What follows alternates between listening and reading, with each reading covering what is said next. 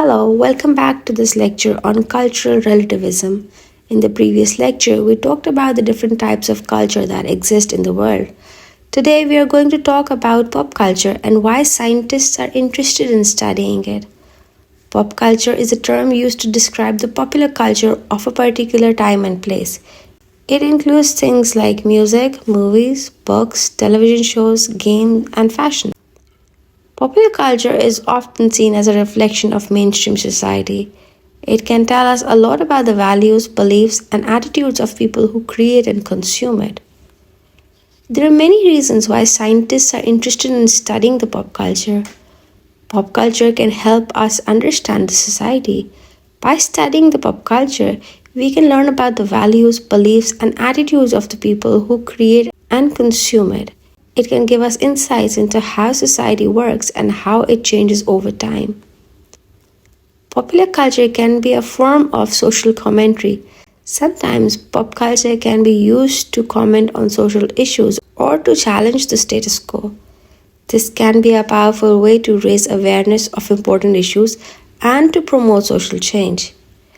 Pop culture can be a form of entertainment. It can be fun and enjoyable way to spend our time.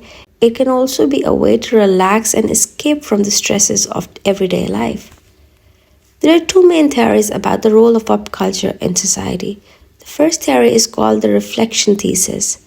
The reflection thesis argues that pop culture is a reflection of mainstream society. It reflects the values, beliefs, and attitudes of the people who create and consume it. The second theory is called the manufacturing of consent. The manufacturing of consent argues that pop culture is not a reflection of mainstream society, but is actually created by powerful members of the elite to control the masses.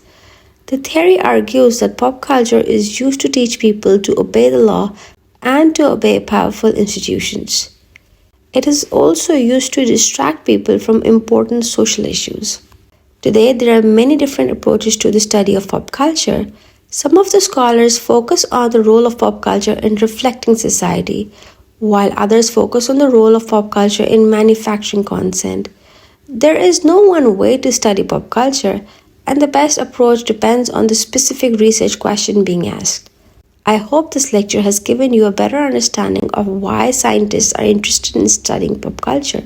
Pop culture is a complex and fascinating phenomena that can tell us a lot about ourselves and the world around us.